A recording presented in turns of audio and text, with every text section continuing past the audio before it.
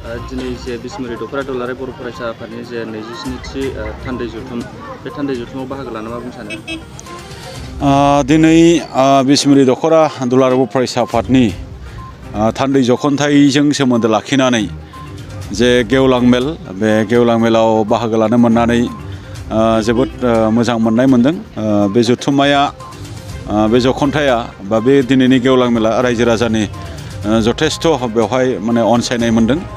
आरो रायजो राजानि मोनसे गोबां बाहागो लानाय बेवहाय नुजादों। आङो बेवहाय बे ओनसोलनि रायजो राजा बिथांमोननिसिम दुलाराय बर' फरायसा आफादनि बिसमुरि दख'रानि जे थान्दै जख'न्थाइ बेखौ जेबायदि मोनसे मदद आरो सहाय खालामबाय, बेनि थाखाय आङो रोजा रोजा साबायखर बावदों। आरो आङो बेनि गेजेरजों बेखौनो बुंनो नागिरदों जे दुलाराय बर' फरायसा आफादा दिनै एकर्ड जाखांनायनि उनाव एकर्डआव थानाय माखासे दफाफोर दङ, बे दफाफोरखौ मावफुंनांगौनि थाखाय दिनै रायजो राजानि हेफाजाबजों बा सरकारनि हेफाजाबजों मावफुंनो थाखाय नाजाबाय थादों। माखासे दफाफोरा दासिमाव मावफुंजाबाय आरो माखासे मेजर दफाफोर दिनै मावफुंजाबावनो गोनां दङ। दिनै बाउन्डारि एक्सटेनसननि खोथा थाबाय। बाउन्डारि कमिसननि मानगोनां चेयारमेन पि बार्मा बिथाङा अबथिरायै दिनै रुंसारि जादों मोनसे बेरामनि थाखाय। दा दिनै बाउन्डारि कमिसननि चेयारमेन हिसाबै गोदानै चेयारमेन थिसननांगौनि जे हाबाफारि बे दङ। जोङो बे समाव सरकारखौ खावलायगोन जे थाबैनो बाउन्डारि कमिसननि चेयारमेनखौ थिसननायनि गेजेरजों बिनि जिखिनि हाबाफारि बे हाबाफारिखौ एक्सपेडाइट माने बा गोख्रोङै मावनायनि गेजेरजों मावफुंनो हायो बेखौ खावलायदों। आरो बेजोंनो लोगोसे गोबां माने दफाफोर दङ अनुस्थान प्रतिष्ठान, जे अनुस्थान प्रतिष्ठानफोरखौ थाबैनो गायसननो हायोब्ला जोंनि ओनसोलनि फरायसाफोर बा यांफोरा बेवहाय केरियार दानायनि बाथ्रा बेवहाय दङ। आरो बेवहायनो जोंनि ओनसोलनि रांखान्थि जौगानायनि बा बेकार समस्या समाधान खालामनायनि माखासे स्कप्सफ्रा जिहेतु थाबाय। दा बेनि थाखायनो जिखिनि इनस्टिटिउसन्सफोर बेवहाय माने फाउन्डेसन खालामनो गोनां दङ बा इस्टाब्लिश खालामनो गोनां दङ, थाबैनो जागोन जोंहा मोनसे मिजिं दङ। बेबायदि दा एकर्ड इमप्लिमेन्टेसननि खामानि बेथ' बे जों दुलाराय बर' फरायसा आफाद हिसाबै जोङो नाजाबाय थादों। सरकार, भारत सरकार, आसाम सरकार, बिटि सरकारखौ रायलायनायनि गेजेरजों, सावरायनायनि गेजेरजों बेवहाय सरकाराबो गोख्रोङै मावनायनि मोनसे बिबान थाबाय। बेराफारसेथिं जों दुलाराय बर' फरायसा आफादा ससियेल मोनसे रेभलिउसननि मोनसे एजेन्डाखौ लानानै जोङो बड'फा मिशन फर सास्टेनेबल चेन्ज जोङो बेबायदि मोनसे फोसावनानै दोनदों,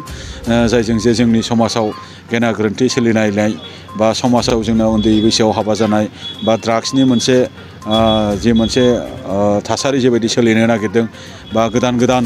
माखासे जोंनियाव जानाङै रेप एन्ड मार्डार बा उन्दै बैसोआव हाबा जानाय बेफोरबायदिखौ जोङो ससियेल मोनसे अर्गेनाइजेसनफोरजों जोङो खाथियाव थाफानानै इयुनाव जोङो खामानि मावलांनायनि बाथ्राफोरखौ बे गेवलां मेलनि गेजेरजों रायजो राजाफोरजों गेबेङैनो सावरायनाय जादों। आरो फारसेथिं इयुथ मेनेजमेन्टनि मोनसे पलिसि लानानै दुलाराय बर' फरायसा आफादा इयुथफोरनि थाखाय स्किल ट्रेनिंनि खोथा बा स्पर्ट्स मोनसे डेभेलपमेन्टनि बाथ्रा बा कालचार मोनसे डेभेलपमेन्टनि बाथ्राखौ लानानै जोङो दिनै खामानि मावबाय थादों। आरो बेवहायनो फैबाय थानाय समाव जोंहा गोबां खामानि मावनो गोनां दङ। आरो बे समाव दिनै 4 लेंगुवेज फर्मुलाखौ लानानै दिनै आसाम सरकारा बर'फोरनो राव जाबसिननानै होनायनि मोनसे जेबायदि मोनसे थांखि दिनै लानो थांबाय थानाय जोङो बेखौ नुदों। दा बेफोरबायदि जेंनाया दिनैनि गोदान बाथ्राल' नङा, आगुआवबो बेफोरबायदि जेंनाफ्रा फैदों। नाथाय आगुआव जेरैबायदि दुलाराय बर' फरायसा आफादा गसंथाबोदों हारिनि खैफोद अलखद समाव, थिग बेबायदि दिनैनि समावबो बा इयुन समावबो राव बिथिङै बा थुनलाइ बिथिङै बा जिखुनु बिथिङै जुदि खैफोद फैयोबा दुलाराय बर' फरायसा आफादा जोङो गसंथागोन। बेवहाय गोनां जायोबा जों रायजो राजानि मददखौबो जोङो खावलायगोन। आरो जों दुलाराय बर' फरायसा आफादा बे बाथ्राखौ लानानै जोङो बर' थुनलाइ आफाद बा बर'नि लिरगिरि बा बर'नि सानसुमै बा फोरोंगिरि बिथांमोनखौबो लानानै जोङो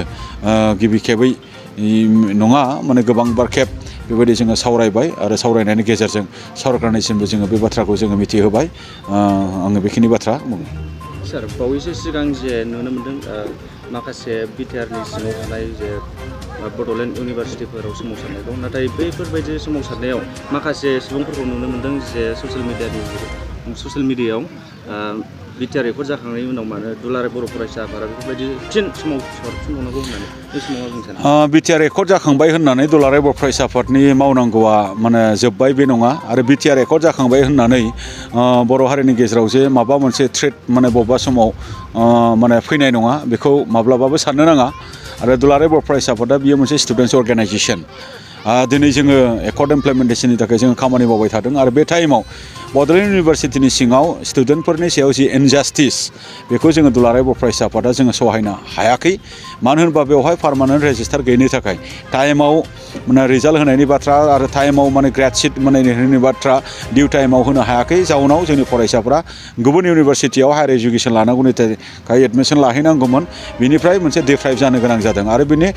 माने फुललि मोनसे रेसपन्सिबिलिटिया भाइस चेन्सेलर बिनि थाखाय जोङो बुंदों जे भाइस चेन्सेलरखौ इमिडियेटलि चेन्ज खालामनांगौ होखारनांगौ बिथांखौ बिनिफ्राय आरो बे इउनिभारसिटियाव पार्मानेन्ट रेजिस्टार बेबायदि मोनसे माने थिसननांगौ आरो जिखिनि माने भेकेन्ट जानानै थानाय फेकाल्टिसफोरनि जिखिनि पस्ट बेखौ थाबैनो फिलआप खालामनांगौ नङाब्ला बे बड'लेण्ड इउनिभारसिटिनि सिङाव 44टा एफिलिएटेड कलेज दङ बे कलेजफोरनि स्टुडेन्टसफोरनि भबिसतनि खोथा दङ फिउचारनि खोथा दङ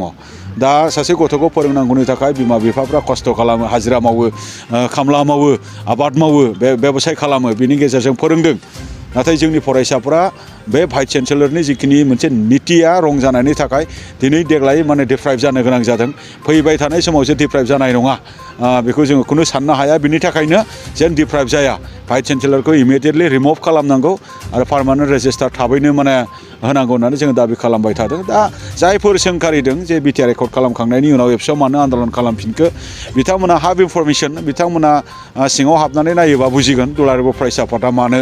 माने आन्दलन खालामदों आरो मानो खालामदों दा बे बाथ्राखौ बुजिगोन माखासे आनप्रडाक्टिभ माखासे पस्ट बा कमेन्ट्सफोरनि सायाव आं जेबो बुंनो लुबैयाखै जे दुलाराय बर' फरायसा आफाद बा दुलाराय बर' फरायसा आफादनि एक्टिभिटिनि सायाव जुदि बाथ्रा जुदि गेबेङै बुंनोब्ला एसे फुललि मोनसे इनफरमेसन लानानै बुंनाया गोनां नङाब्ला हाब इनफरमेसनखौ लानानै डिबेट बा पस्ट खालामगोन बे गाव गावनि मोनसे माने आबुं नङै मोनसे माने रोङै माने रोंनाय नैबे बाथ्राखौ फोरमान खालामनानै लानायसो जागोन आंहा बेवहाय जेबो बुंनो गोनां थानाय नङा मोनसे गोजोनथाव खौरां गोजोननि नोगोर क'क्राझाराव थानाय बाजार इन्डिया आरो एमआरएम हस्पिटाल साखाथियाव बड'लेण्ड थेरापिस्ट सेन्टाराव थुब्ला ब्रह्मआ गुबुन गुबुन रोखोमनि सानाय सुनाय गोनां सुबुंफोरनि थाखाय फाहामथाय होनाय जायो जेरै जान्जि सानाय हान्थु सानाय गोदोना सानाय आदै सानाय आफादावदै सानाय जानजि जरा सानाय खर' सानाय सिनस्रि जरा सानाय बैफोरबायदि सुबुंफोरनि सानायफोरखौ फाहामथाय होबोगासिनो दं सोरबाफोर बे बेरामाव गोग्लैनाय सुबुंफोरा बे खाबुखौ लानो हागोन गोबां मिन्थिनो थाखाय नैबे जानबुं नङाव फन खालाम 9974030738